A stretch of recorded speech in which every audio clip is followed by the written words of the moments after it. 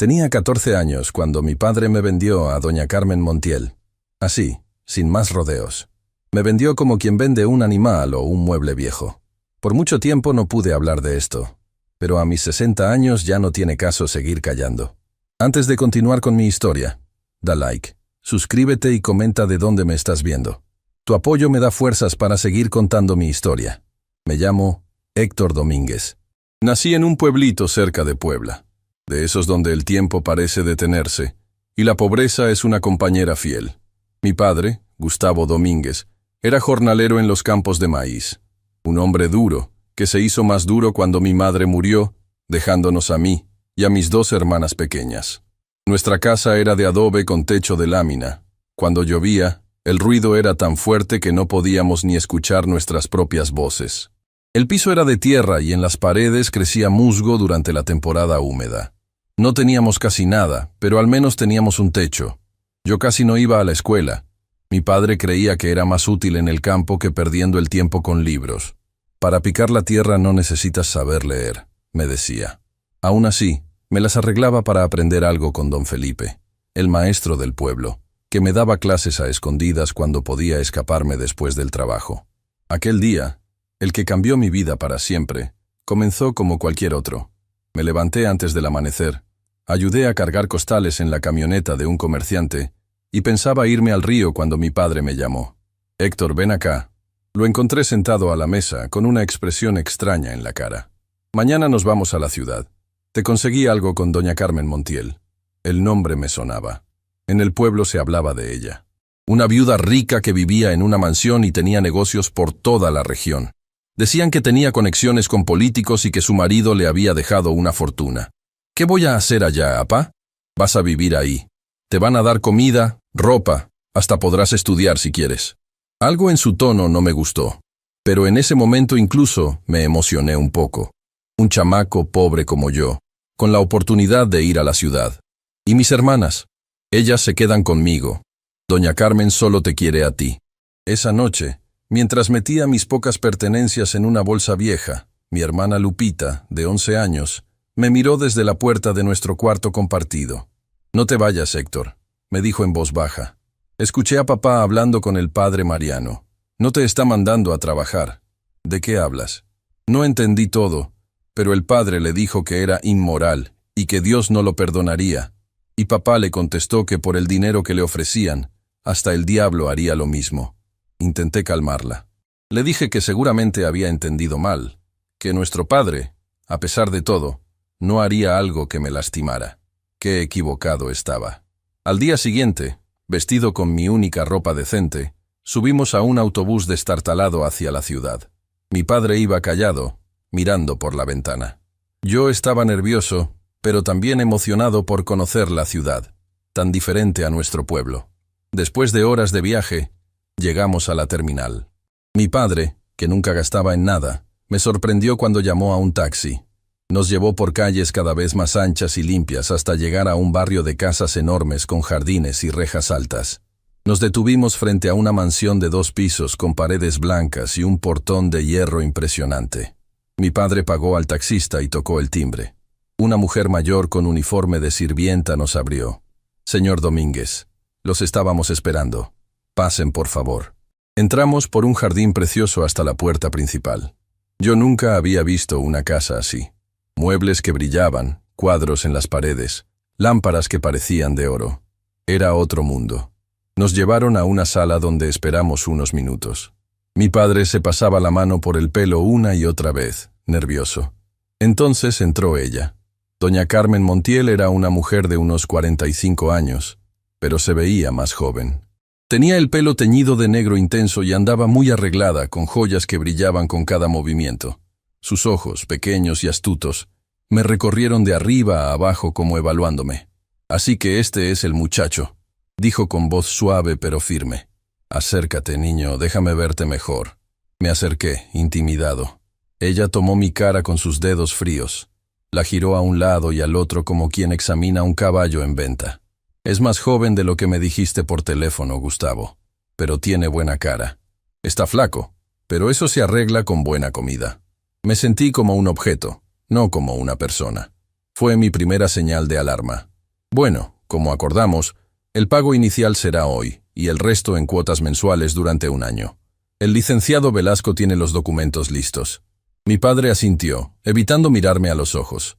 ¿Documentos? ¿Qué documentos, apá? Pregunté sintiendo un nudo en el estómago. Fue doña Carmen quien respondió. Los papeles para que puedas vivir legalmente bajo mi tutela, por supuesto. Y los otros documentos, más privados. No entendía qué estaba pasando. ¿Me vas a dejar aquí, apá? Mi padre por fin me miró, pero solo por un segundo. Es lo mejor para ti, Héctor. Tendrás oportunidades que yo nunca podría darte. Entró un hombre de traje con una carpeta llena de papeles. Vi a mi padre firmar documento tras documento. Con cada firma, sentía que mi vida se iba despedazando. Doña Carmen le entregó a mi padre un sobre grueso. Lo abrió y contó rápidamente los billetes. Luego se levantó, me dio una palmada en el hombro y dijo, «Pórtate bien y obedece en todo a doña Carmen». Y así, sin más, se fue. Sin un abrazo, sin palabras de consuelo. Solo una mirada rápida antes de salir por la puerta. No lo volvería a ver en muchos años.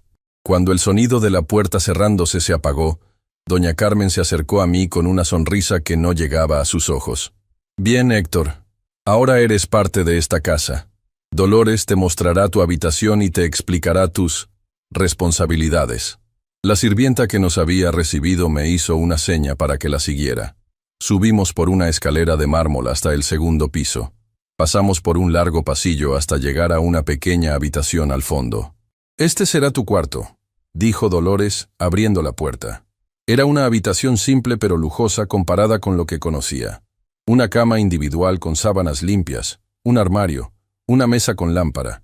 Había una ventana que daba al jardín trasero. «Deja tus cosas y báñate. La señora quiere que cenes con ella esta noche. Te traeré ropa apropiada». Cuando Dolores se fue, me senté en la cama, aturdido por todo lo ocurrido. ¿Qué tipo de tutela era esta? ¿Por qué mi padre había recibido dinero?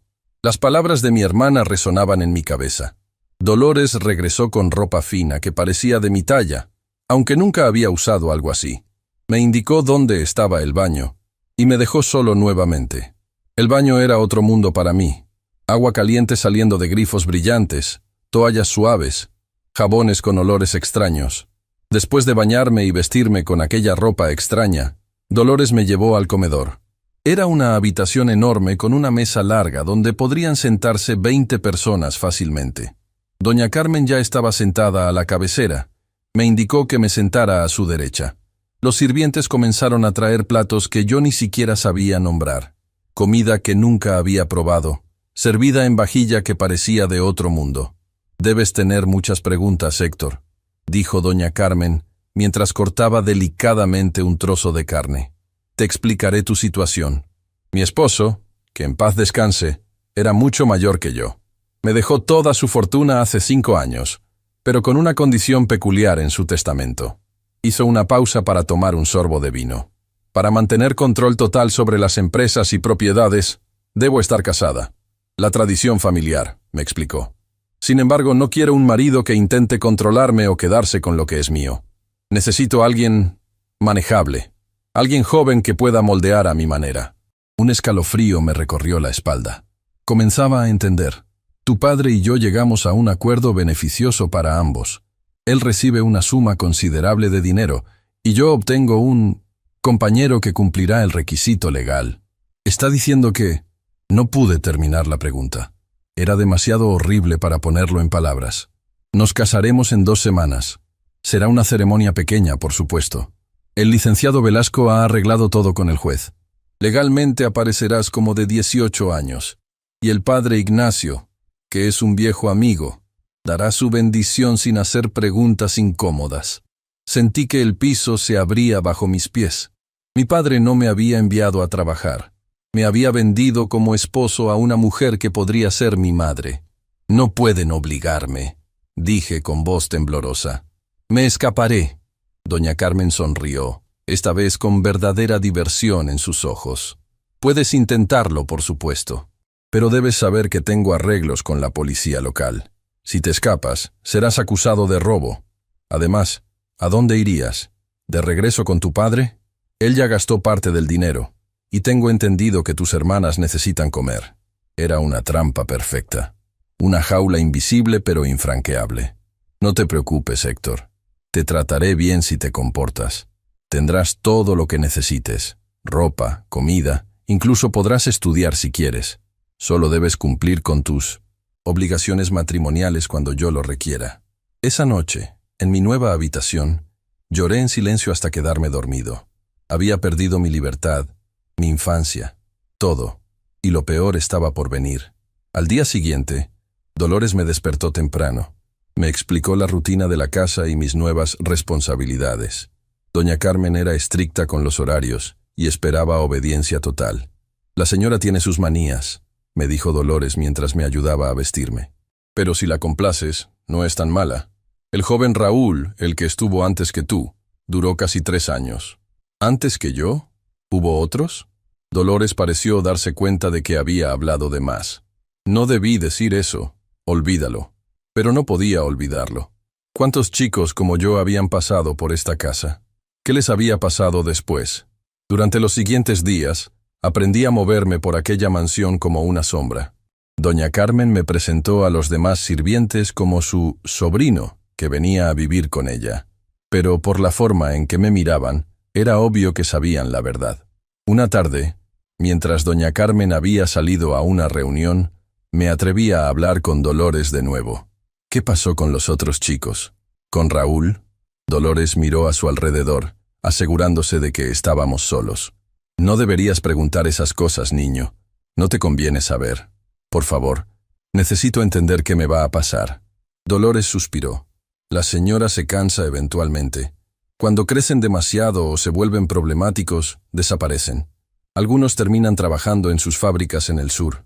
Otros, simplemente no se vuelve a saber de ellos. El horror de mi situación me golpeó con toda su fuerza. No solo era un prisionero ahora, sino que mi futuro también estaba sellado. Era desechable, reemplazable. Esa noche, mientras cenaba con doña Carmen, ella me informó que nuestro matrimonio sería en 10 días. El vestido ya estaba listo, las invitaciones enviadas a un pequeño círculo de amigos confiables. «Serás mi 5º esposo, ¿sabes?», dijo como si estuviera hablando del clima. Los negocios de mi difunto marido requieren una cierta continuidad matrimonial. Es solo una formalidad legal, pero necesaria. ¿Qué pasó con los otros?, me atreví a preguntar. Crecieron. Se volvieron inconvenientes. La juventud es lo que valoro, Héctor, la inocencia. Cuando se pierde, es tiempo de hacer cambios. Sus palabras eran como cuchillos. Entendí que mi tiempo en esta casa tendría fecha de caducidad. Era solo cuestión de cuándo me volvería inconveniente también. Esa noche tomé una decisión. No me convertiría en otra víctima de doña Carmen Montiel. De alguna manera, encontraría la forma de escapar. Pero antes, necesitaba aprender más sobre esta mujer, sobre su red de contactos, sobre sus negocios. Si iba a sobrevivir, tendría que ser más astuto que ella. Los días siguientes fueron una extraña mezcla de lujo y terror. Doña Carmen me trataba como a un muñeco. Me vestía con ropa fina, me alimentaba con comida que nunca había probado y me enseñaba modales de mesa, formas de hablar, hasta cómo pararme derecho. Todo esto mientras la fecha de nuestro matrimonio se acercaba como una sentencia de muerte. Una mañana, doña Carmen me llevó a una habitación que no había visto antes. Era su despacho privado, lleno de archiveros, un escritorio grande y una computadora que en aquellos tiempos era un lujo extraordinario. «Necesito que firmes estos documentos», me dijo, señalando una pila de papeles. «Son formalidades legales para nuestro matrimonio». Miré los papeles sin entender nada. Apenas sabía leer y escribir, y esos documentos estaban llenos de palabras que nunca había visto. «¿Qué dicen?», pregunté, sosteniendo la pluma con mano temblorosa. «Nada importante. Solo confirman que eres mayor de edad y das tu consentimiento para el matrimonio. También hay algunos documentos sobre propiedades y herencias, pero eso no te concierne». Sabía que estaba mintiendo. ¿Qué más podía hacer un chamaco de 14 años? Firmé donde me indicó, cada firma sellando un poco más mi destino. «Excelente», dijo cuando terminé. «Ahora necesito que me acompañes a conocer a algunas personas importantes. Debes causar buena impresión». Esa tarde me llevó a un club exclusivo en el centro de la ciudad. Un lugar con hombres de traje y mujeres elegantes que tomaban bebidas caras. Me presentó como su sobrino, que pronto se convertiría en su protegido legal debido a una tragedia familiar. Los amigos de doña Carmen me miraban con una mezcla de curiosidad y algo más oscuro que no supe identificar entonces. Ahora, con los años encima, reconozco esa mirada. Era complicidad. Todos sabían lo que estaba pasando, pero nadie decía nada. Este es el juez Navarro, me presentó doña Carmen a un hombre mayor de aspecto severo. Él oficializará nuestra situación legal la próxima semana. El juez me miró de arriba abajo y sonrió. Un muchacho afortunado. Doña Carmen es muy generosa con sus protegidos. Sentí náuseas. ¿Cuántas personas estaban involucradas en esta red? ¿Cuántos funcionarios, jueces y autoridades habían sido comprados? De regreso a la mansión, doña Carmen parecía complacida. Te comportaste bien. Es importante que mis amigos te acepten. Algunos de ellos pueden ser problemáticos y sienten que algo no está en orden. Esa noche no pude dormir. Daba vueltas en la cama pensando en mi situación. ¿Cómo podía escapar de una mujer que tenía jueces y policías en su bolsillo? ¿A dónde iría? ¿Quién me creería? A la mañana siguiente, mientras desayunaba solo en el comedor, Dolores se acercó con expresión preocupada. «Ten cuidado, niño», me susurró mientras servía café. «La señora tiene visita esta tarde. El señor Velasco viene con unos documentos importantes». «¿El licenciado? ¿Qué tiene de especial?» «No es solo por los papeles. Él a veces trae regalos para la señora. Regalos como tú». Un escalofrío me recorrió la espalda. ¿Otros niños? Dolores asintió casi imperceptiblemente. «Si puedes, quédate en tu cuarto y finge estar enfermo. No querrás que te compare con la mercancía nueva». Así lo hice. Cuando doña Carmen vino a buscarme, me encontró en cama, fingiendo fiebre. «¿Qué inconveniente?», dijo, claramente molesta. «Tenía planes de presentarte a alguien importante». «Lo siento, me duele mucho la cabeza». Mentí, sudando por el miedo más que por ninguna enfermedad. Me dejó solo, no sin antes advertirme que esperaba mi recuperación para la cena. Esperé unos minutos después de que salió y me acerqué sigilosamente a la puerta. Desde allí, podía escuchar voces que venían del piso de abajo. Con el mayor cuidado, salí de mi habitación y me acerqué a las escaleras. Me asomé lo suficiente para ver sin ser visto. En el salón principal estaban doña Carmen, el licenciado Velasco y un hombre que no conocía, elegantemente vestido. Entre ellos había un niño, más pequeño que yo, tal vez de 12 años. Tenía la misma expresión perdida que yo debí tener días atrás. «El muchacho cumple con todos los requisitos que pediste, Carmen», decía Velasco. «Familia necesitada, sin padre, la madre desesperada por dinero. Nadie lo buscará». «Es demasiado pequeño», respondió doña Carmen, evaluando al niño como quien examina ganado. «Y parece enfermizo. Pero es lo que querías, ¿no? Joven, manejable, sin conexiones. Y el precio es excelente». Me quedé helado. Estaba presenciando la misma transacción que mi padre había realizado conmigo. Este niño sería otra víctima si no hacía algo. El hombre desconocido intervino. «Tengo otros 2 candidatos si este no te convence. Niños de buena familia caídos en desgracia, padres muertos en accidentes. Más caros, por supuesto, pero con mejor educación». «Déjame pensarlo», dijo doña Carmen. «Mientras tanto, Héctor me está resultando adecuado. Si se mantiene obediente, tal vez no necesite un reemplazo tan pronto». Sentí una mezcla de alivio y horror. El niño frente a ellos tendría un respiro, pero ¿a costa de qué? ¿De mi sumisión continua? ¿De convertirme en el esposo complaciente que doña Carmen quería? Regresé a mi habitación sin hacer ruido, la cabeza dándome vueltas. Tenía que encontrar una manera de escapar, no solo por mí, sino también por ese niño y por los que vendrían después. Pero necesitaba un plan, algo más que simplemente huir. Esa tarde, cuando doña Carmen vino a ver cómo seguía, fingí sentirme mejor. «Me alegro», dijo con una sonrisa fría. «Mañana tenemos una prueba de tu traje de boda. Y pasado mañana, una cena importante con socios de negocios. Quiero que causes buena impresión. ¿Puedo preguntarle algo?», me atreví a decir. «Por supuesto, querido. ¿Por qué yo? ¿Por qué no buscar un esposo normal? Usted es una mujer hermosa, con dinero. Podría tener a cualquiera». Era una mentira descarada. pero necesitaba entender mejor su motivación. Doña Carmen se sentó en el borde de mi cama. Por un momento, su máscara de frialdad se agrietó ligeramente. Los hombres normales, como tú los llamas, quieren control. Quieren mi dinero, mis propiedades, mi poder. Mi difunto esposo era 40 años mayor que yo. Me casé con él a los 16, vendida por mi tía después de quedar huérfana. Me sorprendió esta revelación. ¿Ella también había sido víctima? Pasé años soportando a un viejo que me trataba como un objeto.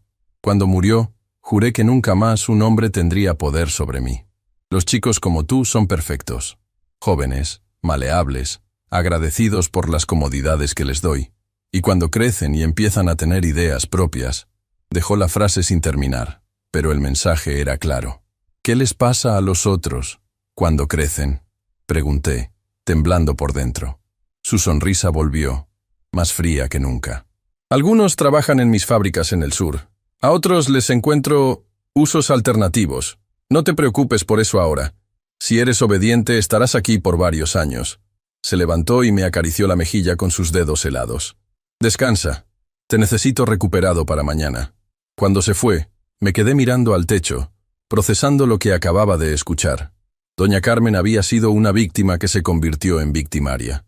Su trauma no justificaba sus acciones, pero explicaba algo de su retorcida visión del mundo. Al día siguiente, como prometió, vino un sastre a tomarme medidas para un traje. Me sentí como un condenado a muerte al que preparan para su ejecución. Cada medida, cada ajuste, me acercaba más a ese matrimonio forzado. «El novio más joven que he vestido», comentó el sastre mientras trabajaba. «La señora tiene gustos peculiares». Me mordí la lengua para no responder. El hombre sabía perfectamente lo que estaba pasando y aún así colaboraba. Esa noche, durante la cena, doña Carmen me informó que el matrimonio se celebraría en 5 días. Sería una ceremonia pequeña en su casa, solo con amigos de confianza. El juez Navarro oficiaría y el padre Ignacio daría una bendición discreta. ¿Y si me niego?, pregunté, encontrando un valor que no sabía que tenía. Doña Carmen dejó su copa de vino con calma estudiada. Eso sería muy desafortunado, Héctor. Tengo entendido que tu padre ya gastó buena parte del dinero que le di. Si rompes nuestro acuerdo, tendría que exigir la devolución inmediata. Y dado que no puede pagar, ¿qué pasaría? Tengo contactos en la fiscalía. Podrían encontrar evidencia de que tu padre está involucrado en actividades ilícitas. Contrabando, tal vez. O algo peor. Pasaría muchos años en prisión. Y tus hermanas... Bueno, el Estado no es el mejor lugar para niñas pequeñas, ¿verdad? Era un chantaje perfecto. Mi padre merecía la cárcel por venderme, pero mis hermanas no tenían culpa de nada. No quiero que mis hermanas sufran, dije finalmente. Entonces, serás un buen esposo, ¿verdad? Su sonrisa era la de un depredador que sabe que tiene acorralada a su presa. Los siguientes días pasaron como en una pesadilla. Pruebas de ropa, ensayos de la ceremonia, instrucciones sobre cómo comportarme. Me movía como un autómata, buscando desesperadamente una salida que no podía encontrar. Una tarde, mientras doña Carmen había salido a una reunión, me encontré a Dolores limpiando el despacho privado. La puerta estaba abierta, algo inusual. «La señora olvidó cerrar», dijo Dolores, notando mi mirada. «Estoy aprovechando para limpiar a fondo. ¿Puedo ayudarte?», pregunté, viendo una oportunidad. Dolores dudó un momento. «Está bien, pero no toques nada importante». Entré al despacho y fingí ayudar con la limpieza mientras observaba disimuladamente los documentos sobre el escritorio. Había papeles legales, estados de cuenta, fotografías. Mis ojos se detuvieron en una carpeta con mi nombre. Cuando Dolores salió un momento a buscar más productos de limpieza, me apresuré a abrir la carpeta. Dentro había copias de los documentos que había firmado días atrás. Al leerlos, sentí que la sangre se me helaba. No solo había consentido al matrimonio, sino que había firmado un testamento dejando todas mis posesiones futuras a doña Carmen en caso de mi muerte. Había otro documento aún más perturbador, una confesión donde admitía haber robado joyas de doña Carmen, pero ella, generosamente, decidía no presentar cargos. Era una trampa perfecta. Si intentaba escapar, podía acusarme de robo. Si intentaba denunciarla, ¿Quién creería a un ladrón confeso? Y si algo me pasaba, ella heredaría cualquier cosa a mi nombre. Escuché pasos acercándose y rápidamente cerré la carpeta, volviendo a mi tarea de limpieza. Dolores entró y me miró con sospecha. «Ya terminamos aquí. Vete a tu cuarto antes de que regrese la señora». Esa noche no pude dormir. Daba vueltas en la cama repasando mis opciones. No podía quedarme y convertirme en el esposo de esa mujer. No podía escapar sin pruebas de lo que estaba pasando. Y no podía permitir que mis hermanas sufrieran las consecuencias. Necesitaba ayuda externa, alguien que pudiera creerme y tener el poder para enfrentarse a doña Carmen. Pero, ¿quién? Todos sus amigos estaban comprados. La policía local estaba en su nómina. Los jueces le debían favores. Entonces recordé algo que había visto en el despacho, un periódico abierto en una página donde se mencionaba a un nuevo capitán de policía estatal, recién transferido a la región. Capitán Morales. Un hombre, según el artículo, con reputación de incorruptible y decidido a limpiar la corrupción local. Era una posibilidad remota, pero la única que tenía. Si pudiera contactar a este capitán Morales, si pudiera mostrarle pruebas de lo que doña Carmen estaba haciendo, pero necesitaba esas pruebas, y necesitaba encontrar la manera de salir de la mansión sin ser detectado. Al día siguiente, durante el desayuno, doña Carmen me informó que saldría todo el día. Tenía reuniones importantes relacionadas con sus negocios y no regresaría hasta la noche. «Quiero que estés preparado para la cena», me dijo. «Vendrá el padre Ignacio a discutir los últimos detalles de nuestra ceremonia». Cuando se fue, esperé un tiempo prudente y luego busqué a Dolores. La encontré en la cocina, preparando la comida del día. «Dolores, necesito tu ayuda», le dije en voz baja. «No puedo ayudarte a escapar, niño. Ya te lo dije. Nos encontrarían y las consecuencias serían terribles. No es eso. Necesito usar un teléfono. Solo una llamada». Dolores me miró con desconfianza. «¿A quién quieres llamar?» «A mis hermanas. Solo quiero saber si están bien». Era una mentira, pero necesitaba su compasión. Dolores suspiró.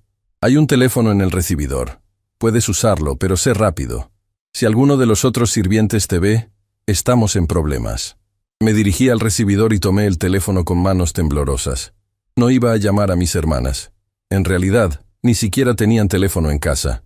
Iba a intentar contactar al capitán Morales. Marqué el número de la estación de policía estatal que había memorizado del periódico. Una secretaria contestó. «Policía estatal, ¿en qué puedo ayudarle?» «Necesito hablar con el capitán Morales», dije, tratando de que mi voz sonara firme. «Es urgente. Se trata de un caso de tráfico de menores». Hubo un silencio al otro lado. «¿Quién habla?» «Me llamo Héctor Domínguez. Tengo 14 años y me vendieron a una mujer llamada Carmen Montiel. Por favor, ayúdeme». Otro silencio. Luego, «Espere un momento». Los segundos se arrastraban mientras esperaba. Finalmente, una voz masculina y autoritaria respondió. «Habla el capitán Morales. ¿Quién es usted y qué sabe sobre tráfico de menores?» «Me llamo Héctor Domínguez», repetí, las palabras saliendo atropelladamente. «Mi padre me vendió a doña Carmen Montiel hace 2 semanas. Ella pretende casarse conmigo aunque solo tengo 14 años. Tiene documentos falsos. Tiene un juez comprado. Y no soy el primero. Ha habido otros niños antes que yo». «¿Dónde estás ahora?», preguntó, su tono cambiando a uno de urgencia. «¿En su mansión, en Colonia Las Palmas, calle...?» No pude terminar. Sentí una mano arrebatándome el teléfono. Era Dolores, pálida como un fantasma. «¿Qué hiciste?», susurró horrorizada. «¿A quién llamaste?» «A alguien que puede ayudarnos, a todos nosotros». Dolores colgó el teléfono con manos temblorosas. «Nos van a matar. La señora tiene ojos y oídos en todas partes. Si se entera...»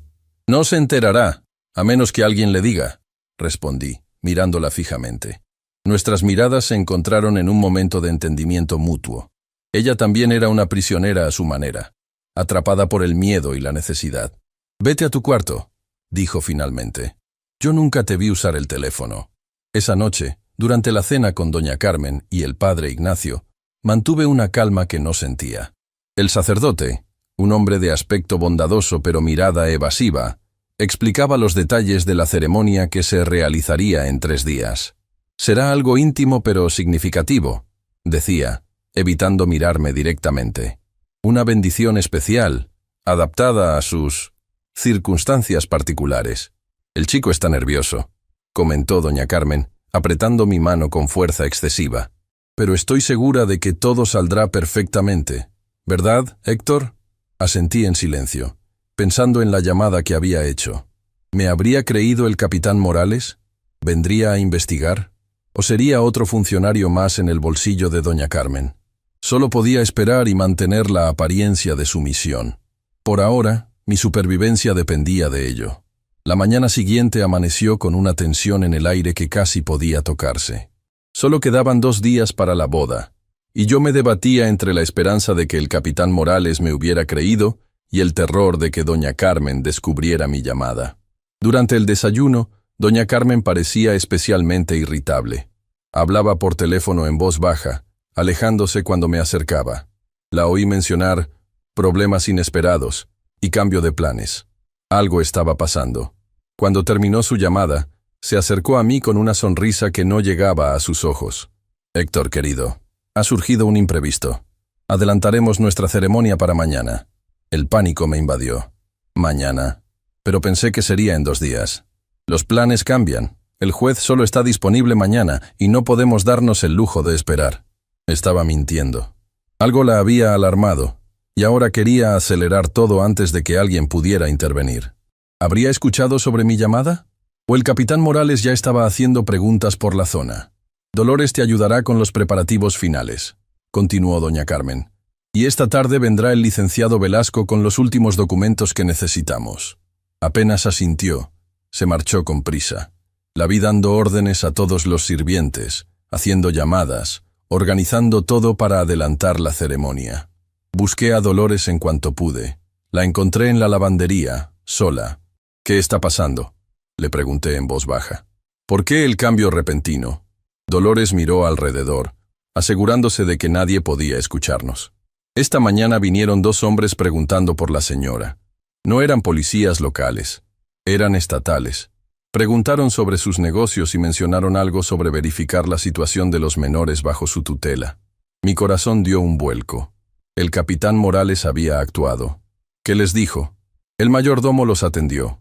Les dijo que la señora no estaba, que volvieran con una orden judicial, pero apenas se fueron, llamó a la señora que estaba en su habitación. Nunca la había visto tan alterada.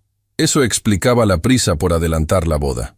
Una vez casados, aunque fuera con documentos falsos, doña Carmen tendría más control sobre mí y podría alegar que todo era legal. ¿Crees que volverán?, pregunté, sintiendo una chispa de esperanza. No lo sé, pero la señora ya está moviendo sus contactos. Ha llamado al juez, al licenciado, incluso a un comandante de la policía local. Está cubriendo sus huellas. Me quedé pensando. Necesitaba ganar tiempo, y también necesitaba más pruebas. Si el capitán Morales volvía con una orden judicial, tendría que encontrar algo contundente. Dolores, ¿dónde guarda doña Carmen los documentos más importantes? No los del despacho, sino los que realmente no quiere que nadie vea. Dolores palideció. No deberías preguntar eso. Es peligroso. Por favor. Tú has estado aquí mucho tiempo. Sabes que lo que hace está mal. Has visto a otros chicos pasar por lo mismo que yo. La vi dudar. El conflicto evidente en su rostro. Finalmente suspiró. Hay una caja fuerte detrás del cuadro grande en su dormitorio. La he visto abrirla cuando cree que nadie la observa. Allí guarda sus documentos más importantes, joyas, dinero en efectivo. ¿Sabes la combinación? No, nunca he podido verla. Y aunque la supiera, ¿qué harías? No puedes entrar a su habitación. Siempre está cerrada cuando ella no está. Tenía razón. Necesitaba otra forma de conseguir pruebas. ¿Y su teléfono? ¿Computadora? Siempre los lleva consigo. Y la computadora del despacho tiene contraseña. Estaba en un callejón sin salida. Sin pruebas contundentes, sería mi palabra contra la de una mujer poderosa con jueces y policías en su nómina. Esa tarde, el licenciado Velasco llegó con más documentos. Me obligaron a firmar más papeles que apenas entendía. Cuando pregunté qué eran, doña Carmen respondió con impaciencia. Son ajustes menores a nuestro acuerdo matrimonial. No te preocupes por los detalles legales. Después de que Velasco se fue, doña Carmen me llevó al salón principal, donde los sirvientes ya estaban arreglando todo para la ceremonia del día siguiente. Será íntimo pero elegante, dijo, señalando dónde se colocarían las flores, dónde estaría el juez, dónde nos situaríamos nosotros. Solo vendrán nuestros amigos más cercanos, aquellos que entienden nuestra situación especial. Cómplices, pensé, gente tan corrupta como ella. ¿Y después de la boda? Me atreví a preguntar. ¿Qué pasará conmigo? Me miró con esa sonrisa fría que había aprendido a temer. Seguirás viviendo aquí, por supuesto, como mi esposo oficial. Tendrás ciertos deberes que cumplir, pero también privilegios. Podrás estudiar si quieres. Tendrás ropa fina, comida excelente. Mientras seas obediente, te trataré bien. ¿Y si no lo soy? Su expresión se endureció. No quieres descubrirlo, Héctor. Los chicos que intentaron desafiarme terminaron en situaciones mucho peores que la tuya. Algunos trabajan en condiciones deplorables en mis fábricas. Otros simplemente desaparecieron. No era una amenaza vacía. Lo decía como quien comenta el clima, con absoluta naturalidad. Esa noche, encerrado en mi habitación, la desesperación me consumía. El tiempo se acababa.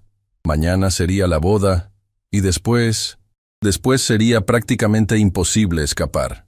Cerca de la medianoche, cuando la casa estaba en silencio, escuché un golpe suave en mi puerta. Era Dolores, pálida y temblorosa. La señora salió, susurró. Una emergencia con uno de sus negocios. El licenciado Velasco vino a buscarla hace una hora. ¿Cuándo volverá? No lo sé, pero dejó instrucciones de que nadie debe salir de la casa y que tú especialmente debes quedarte en tu habitación. Era una oportunidad que no podía desperdiciar. Necesito entrar a su despacho, buscar pruebas. Dolores negó con la cabeza. Es demasiado peligroso. Si nos descubren, si no lo hago, mañana me casaré con ella y todo habrá terminado. Dolores dudó un momento, luego sacó una llave de su bolsillo. Esta abre el despacho. La señora tiene la única copia, pero el mayordomo guarda un duplicado para emergencias. La tomé cuando salió a hacer un recado. Tomé la llave con manos temblorosas. Gracias, Dolores. Ten cuidado. El guardia de seguridad da rondas cada hora. La próxima será en 20 minutos. Tienes ese tiempo para buscar lo que necesites y volver a tu habitación. Con el corazón latiendo como tambor, me deslicé por los pasillos oscuros hasta el despacho. La llave giró sin problemas y entré, cerrando suavemente tras de mí. El despacho estaba a oscuras. Encendí una pequeña lámpara de escritorio, lo suficiente para ver sin que la luz se notara desde fuera. Comencé a buscar frenéticamente entre los archiveros, el escritorio, las gavetas. Encontré carpetas con nombres. Algunos los reconocí de conversaciones. Chicos que habían estado antes que yo. Había fotografías, documentos de identidad falsos, actas de matrimonio y algo más perturbador. Cartas donde los padres o tutores cedían a los menores a cambio de dinero, igual que había hecho mi padre conmigo. Era un patrón.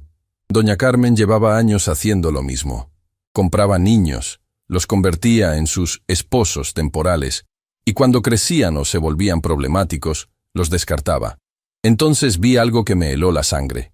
Un archivo con fotos de tumbas y nombres que coincidían con algunos de los chicos en las otras carpetas. No todos habían terminado en las fábricas. Algunos habían muerto. Con manos temblorosas, tomé todas las pruebas que pude y las metí en mi camisa. Tenía que salir de allí, encontrar la manera de hacer llegar esto al capitán Morales. Cuando estaba a punto de irme, la puerta del despacho se abrió de golpe. La luz principal se encendió, cegándome momentáneamente. Era doña Carmen, con una expresión que nunca había visto antes. Puro odio, pura furia. Así que aquí estás, pequeña rata, dijo con voz helada. Sabía que intentarías algo, por eso regresé antes. Detrás de ella estaba el guardia de seguridad, un hombre corpulento con cara de pocos amigos, revisando mis documentos privados, robando, espiando. Cada palabra era como un latigazo. Y pensar que te iba a dar una vida privilegiada. ¿Como la que les diste a los otros? Respondí, encontrando valor en la desesperación. ¿A los que ahora están muertos? Su expresión cambió por un instante, sorprendida de que conociera ese detalle. Luego recuperó su máscara de frialdad. No sabes nada, niño estúpido. No entiendes cómo funciona el mundo. Sé lo suficiente. Sé que compras niños. Sé que falsificas documentos. Sé que tienes cómplices en el gobierno. Doña Carmen se acercó, amenazante. ¿Y a quién crees que le importa? ¿Crees que alguien te creerá? Soy una mujer respetada en esta comunidad. Tengo amigos poderosos. Tú no eres nadie. La policía estatal me creerá. El capitán Morales. Vi el miedo cruzar su rostro. Así que sabía quién era Morales. Y le temía. Fuiste tú, dijo en voz baja. Tú lo llamaste. Y volverá, con una orden judicial. Doña Carmen pareció considerar sus opciones. Luego se dirigió al guardia. Llévalo al sótano. Asegúrate de que no pueda escapar. Mañana me encargaré de él. El guardia se acercó, pero yo no iba a rendirme sin luchar.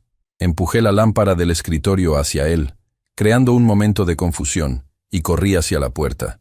Pero doña Carmen fue más rápida. Me agarró del brazo con una fuerza sorprendente para una mujer de su edad. ¡No tan rápido!, gritó, clavándome las uñas en la piel. Forcejeamos. Los documentos que había escondido en mi camisa cayeron al suelo. El guardia se recuperó y me sujetó por detrás. Sentí un golpe en la cabeza y todo se volvió negro. Desperté en oscuridad total. El aire era húmedo y frío. Me dolía la cabeza donde me habían golpeado.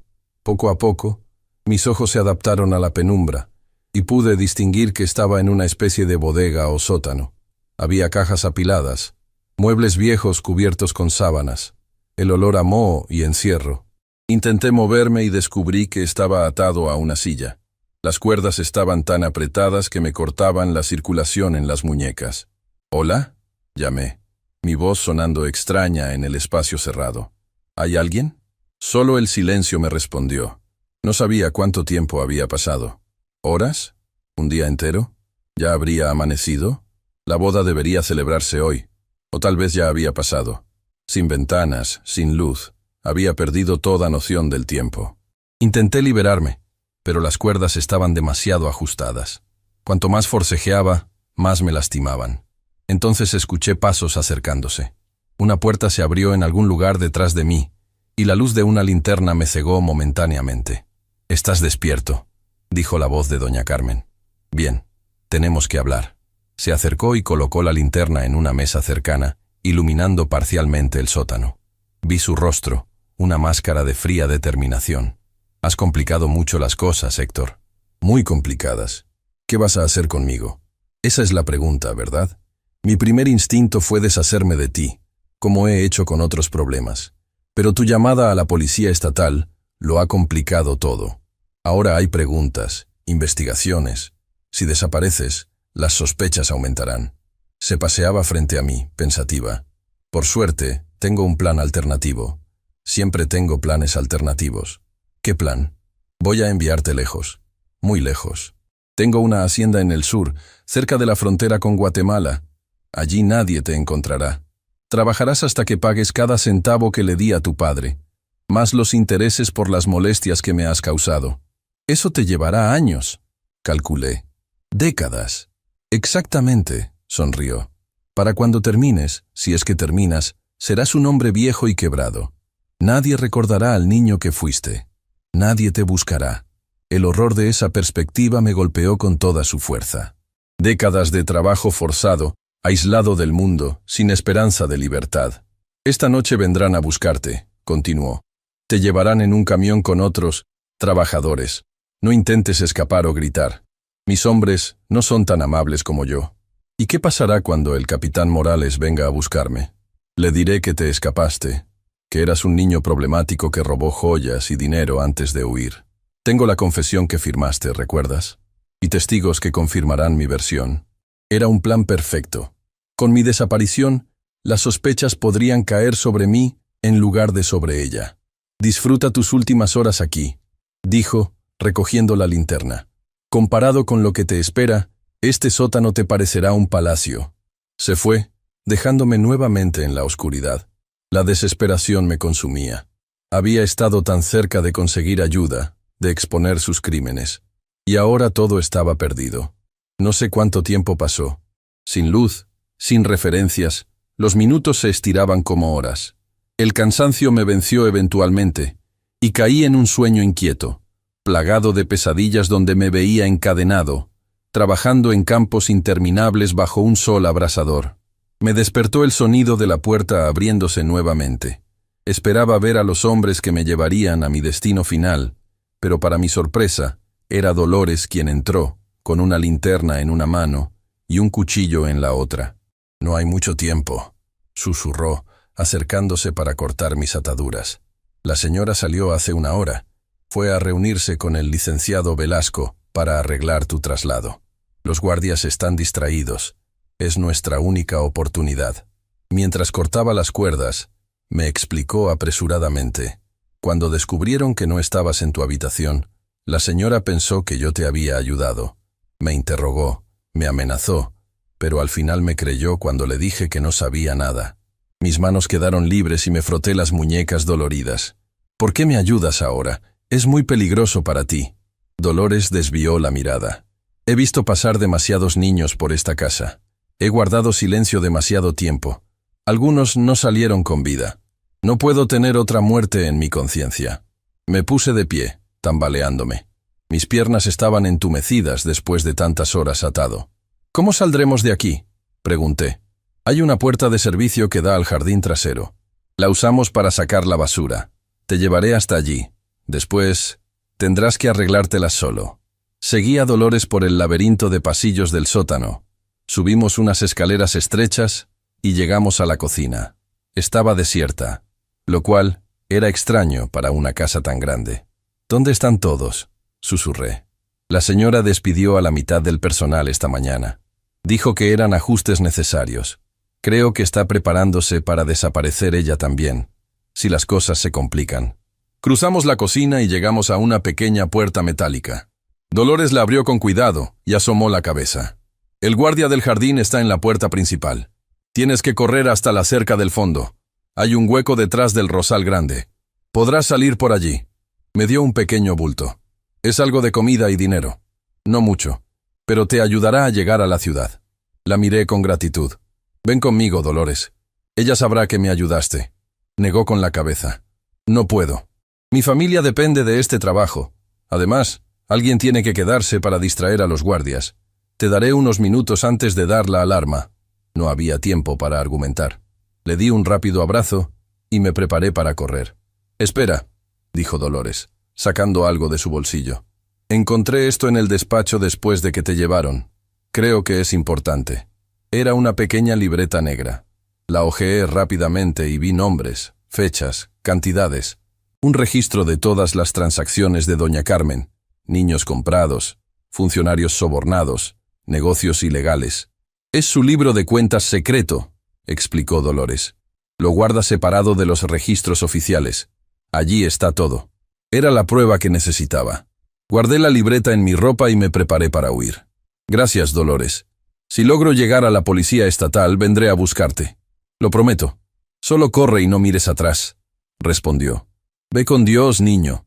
Con esas palabras, salí al jardín nocturno y corrí como nunca antes había corrido en mi vida. Hacia la libertad, hacia la justicia, hacia un futuro incierto pero propio. Corrí en la oscuridad, guiado solo por la luz de la luna. El corazón me latía tan fuerte que pensé que se me saldría del pecho.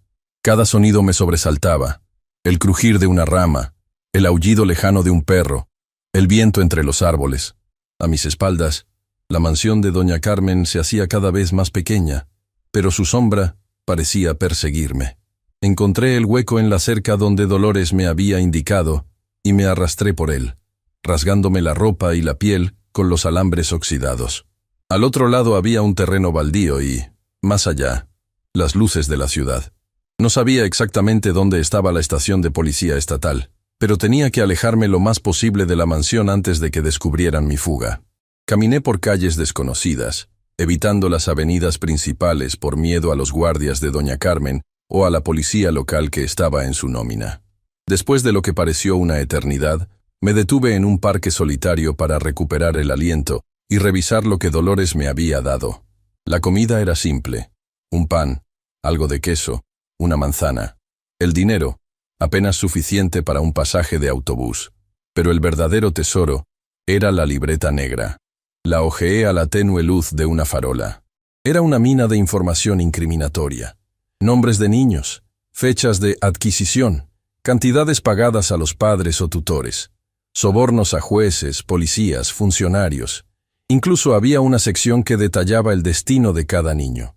Algunos vendidos a hacendados para trabajo forzado, otros enviados a clientes especiales, cuya identidad se ocultaba tras iniciales, y unos pocos marcados simplemente con una X y una fecha. Sabía lo que significaba esa X. Eran los que habían terminado en tumbas anónimas cuando se volvieron inconvenientes. Con manos temblorosas, guardé la libreta y me puse en marcha nuevamente. Tenía que encontrar la estación de policía estatal antes de que doña Carmen enviara a sus hombres a buscarme. Llegué a una avenida más concurrida y vi un teléfono público. No tenía dinero para una llamada, pero un hombre que pasaba se apiadó de mí al verme tan desesperado y me prestó unas monedas. Marqué el número de la policía estatal que había memorizado. «Policía estatal, ¿en qué puedo ayudarle?», respondió la misma voz femenina de antes. «Necesito hablar con el capitán Morales. Es urgente. Soy Héctor Domínguez, el chico que llamó ayer sobre doña Carmen Montiel». Hubo un silencio al otro lado y luego: «El capitán Morales ha estado buscándote. ¿Dónde estás?». Le di la dirección aproximada, mirando los nombres de las calles cercanas. «Quédate exactamente donde estás. Una patrulla va en camino. No te muevas». Colgué y esperé junto al teléfono, temblando no solo de frío sino de miedo. ¿Y si era una trampa? ¿Y si doña Carmen tenía infiltrados también en la policía estatal? ¿Y si los que venían eran sus hombres haciéndose pasar por policías? Estaba a punto de huir cuando vi una patrulla acercarse con las luces encendidas pero sin sirena. Se detuvo frente a mí y bajaron 2 oficiales. Uno de ellos, un hombre de mediana edad con bigote y mirada severa pero amable, se acercó. «¿Héctor Domínguez?». Asentí, sin poder hablar por el nudo en mi garganta. «Soy el capitán Morales. Estás a salvo ahora». Las lágrimas que había contenido durante días finalmente brotaron. El capitán Morales me puso una mano en el hombro y me guió hacia la patrulla. «Te llevaremos a un lugar seguro. Luego me contarás todo lo que ha pasado». En la estación de policía me dieron comida caliente, ropa limpia, y me atendió un médico que curó los cortes y raspaduras de mi huida. El capitán Morales esperó pacientemente a que estuviera más calmado antes de pedirme que le contara mi historia. Le narré todo desde el principio. Cómo mi padre me había vendido, los planes de matrimonio forzado, los documentos falsos, los otros niños antes que yo, mi descubrimiento de las carpetas con fotos de tumbas, mi captura y encierro, la ayuda de Dolores. «Y tengo pruebas», dije finalmente, sacando la libreta negra. «Aquí está todo, nombres, fechas, cantidades. Es su registro personal de todos sus crímenes». El capitán Morales tomó la libreta y la examinó con expresión grave. Luego miró a su compañero, un oficial más joven. «Tenemos suficiente para una orden de allanamiento, y necesitamos protección para este muchacho y para la mujer que lo ayudó, Dolores». «¿Qué pasará ahora?», pregunté. «Iremos a la mansión con una orden judicial. Arrestaremos a doña Carmen Montiel y registraremos toda la propiedad en busca de más evidencias. Mientras tanto, tú te quedarás aquí bajo protección policial». «¿Y Dolores?». «Ella me ayudó a escapar. Estará en peligro cuando descubran que no estoy. Nos ocuparemos de ella primero», prometió. «No permitiremos que le pase nada a quien te ayudó». Esa noche, dormí por primera vez en días sin miedo. Sabía que no estaba completamente a salvo, que doña Carmen tenía muchos contactos poderosos, pero al menos ya no estaba solo. A la mañana siguiente, el capitán Morales regresó con noticias. «Allanamos la mansión anoche», me informó, «pero llegamos tarde. Doña Carmen Montiel ya no estaba.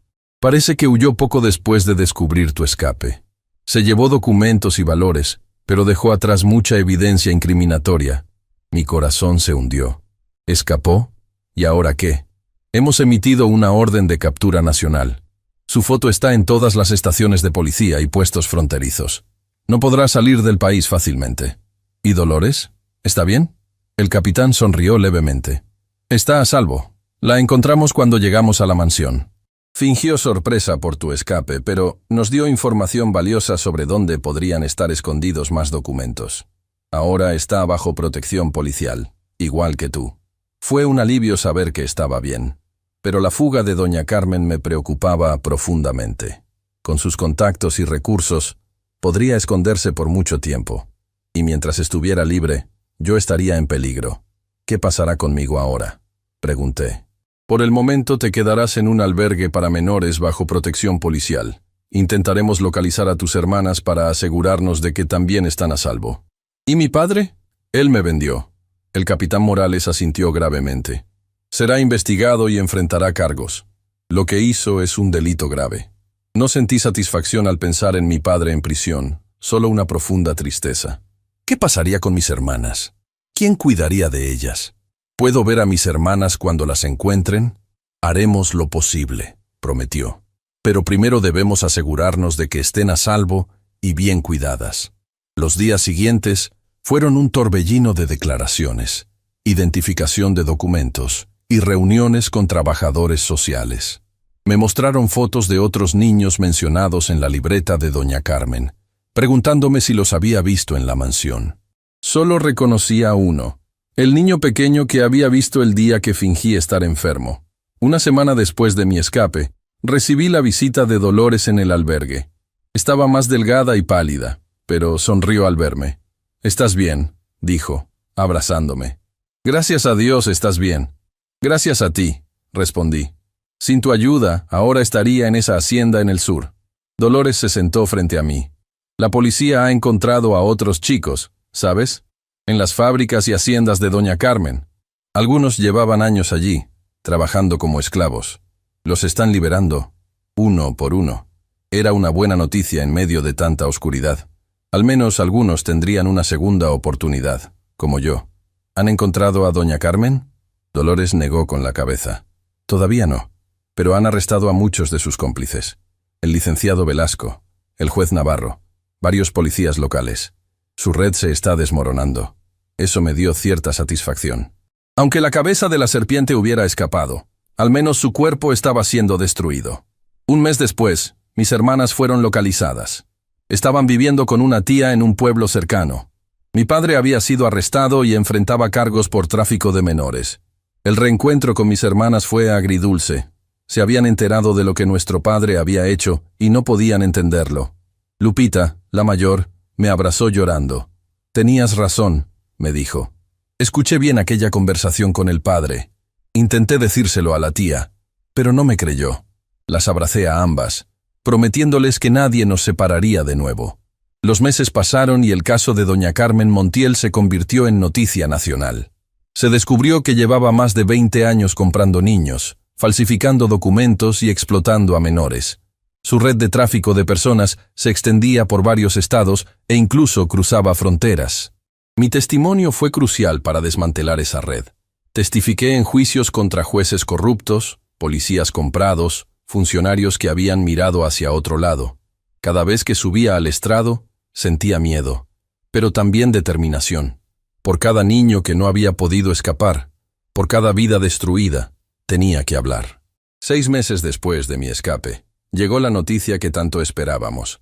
Doña Carmen Montiel había sido capturada en un país centroamericano y extraditada a México para enfrentar la justicia. El día que la vi por primera vez en la sala del tribunal, casi no la reconocí. Sin su maquillaje, sin sus joyas, sin su aire de superioridad, parecía mucho mayor y más pequeña. Pero sus ojos, cuando se posaron en mí, seguían siendo los mismos. Fríos, calculadores, llenos de odio. No me intimidó. La miré directamente mientras relataba ante el juez todo lo que había vivido, todo lo que había descubierto. Cuando mostré la libreta negra y expliqué su contenido, vi algo que nunca había visto en ella. Miedo. El juicio duró semanas. Salieron a la luz horrores que ni siquiera yo conocía. Testimonios de otros niños que habían sobrevivido a su red, evidencias de abusos sistemáticos, registros de transacciones que involucraban a figuras poderosas de la política y los negocios. Finalmente, llegó el veredicto. Culpable de todos los cargos. La sentencia: 50 años de prisión, sin posibilidad de libertad condicional. A su edad, significaba que moriría tras las rejas. Cuando se la llevaron esposada, me miró una última vez. No había arrepentimiento en sus ojos, solo rabia por haber sido vencida. «Esto no ha terminado», murmuró al pasar junto a mí. «Tengo amigos que te encontrarán». El capitán Morales, que estaba a mi lado, respondió por mí. Sus amigos están siendo arrestados uno por uno, señora. Su imperio ha caído. Después del juicio, mi vida cambió completamente. Junto con mis hermanas, fuimos adoptados por una familia que colaboraba con la Organización de Protección a Víctimas. Pude volver a la escuela, recuperar algo de la infancia perdida, aunque las cicatrices emocionales tardarían años en sanar. Dolores también rehizo su vida, con la recompensa que recibió por ayudar a desmantelar la red de doña Carmen. Pudo abrir un pequeño negocio y traer a su familia a vivir con ella. Mi padre fue condenado a 15 años de prisión. Durante mucho tiempo, me negué a visitarlo. No podía perdonar lo que había hecho, pero con los años, y con ayuda de terapia, entendí que él también había sido víctima de la pobreza, de la desesperación, de un sistema que no ofrecía alternativas. 10 años después de aquellos eventos, regresé al pueblo donde había nacido.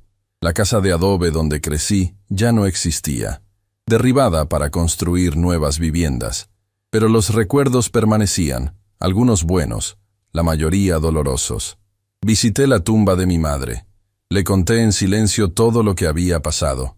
Le prometí que había sobrevivido, que me había convertido en un hombre del que podría estar orgullosa. Luego fui a la prisión donde mi padre cumplía su condena. Estaba envejecido, consumido por la culpa y el remordimiento. «Héctor», dijo al verme, su voz quebrada, «no esperaba que vinieras». «Yo tampoco lo esperaba», respondí con honestidad. «Lo que te hice, no hay perdón posible». «No vengo a ofrecer perdón», dije. «Vengo a cerrar este capítulo de mi vida». Hablamos durante 1 hora. Me contó sobre su vida en prisión, sobre cómo había intentado redimirse ayudando a otros reclusos a aprender a leer y escribir. Me preguntó por mis hermanas, por mi vida. Al despedirnos, no hubo abrazos ni lágrimas, solo un reconocimiento mutuo de que ambos habíamos sobrevivido, cada uno a su manera, a las consecuencias de sus acciones. «Cuídate, hijo», dijo cuando me iba. «Tú también», respondí, y sentí que un peso se aligeraba en mi corazón. Años más tarde, cuando terminé mis estudios de Derecho, decidí especializarme en casos de tráfico de menores y explotación infantil. Quería usar mi experiencia para ayudar a otros niños atrapados en situaciones similares, para darles la voz que yo casi no tuve. Trabajé con organizaciones internacionales, testifiqué ante comisiones gubernamentales, ayudé a redactar leyes más estrictas contra el tráfico de personas. Cada vez que lograba sacar a un niño de una situación de abuso, sentía que compensaba un poco el horror que otros habían sufrido. Doña Carmen Montiel murió en prisión 15 años después de su condena. No sentí alegría ni tristeza al enterarme, solo la certeza de que la justicia, aunque tardía, había llegado. El día que cumplí 40 años, recibí una carta inesperada. Era de uno de los niños que había sido rescatado de las fábricas de doña Carmen. Ahora era un hombre adulto, con familia propia. «Gracias por tu valentía», decía la carta. «Gracias por hablar cuando todos callaban. Me salvaste la vida sin conocerme». Esa noche, sentado en el porche de mi casa, mirando las estrellas, pensé en el niño de 14 años que una vez fui. Asustado, vendido por su propio padre, atrapado en una pesadilla. Pensé en todos los niños que habían pasado por lo mismo y en los que, gracias a nuestros esfuerzos, nunca lo experimentarían. Recordé las palabras de Dolores aquella noche de mi escape. «Corre y no mires atrás». Había corrido, sí, pero también había mirado atrás para asegurarme de que nadie más tuviera que correr como yo. La vida me había enseñado que las heridas más profundas pueden sanar, aunque dejen cicatrices, que la oscuridad más densa puede dar paso a la luz, que incluso las historias más dolorosas pueden tener, si no un final feliz, al menos uno donde la justicia prevalece. A mis 60 años, sentado en mi mecedora, compartiendo mi historia con el mundo, sé que ese niño de 14 años estaría orgulloso del hombre en que se convirtió. Un hombre que nunca olvidó, que nunca se rindió, que transformó su dolor en propósito. Hay cicatrices que nunca desaparecen completamente. Hay noches en que los recuerdos regresan en forma de pesadillas. Pero cada mañana, al despertar en mi propia casa, con mi propia vida, con mis propias decisiones, recuerdo que soy libre. Y esa libertad, ganada a tan alto precio, es el tesoro más valioso que poseo. Esta es mi historia, la historia de un niño que fue vendido y de un hombre que se liberó. La cuento no para inspirar lástima, sino para que otros encuentren en ella la fuerza para luchar contra la injusticia, para proteger a los vulnerables, para recordar que incluso en la noche más oscura existe la posibilidad del amanecer. Si esta historia te impactó, suscríbete a mi canal y compártela para que más personas conozcan estos testimonios. Tu apoyo me ayuda a seguir dando voz a quienes nunca fueron escuchados.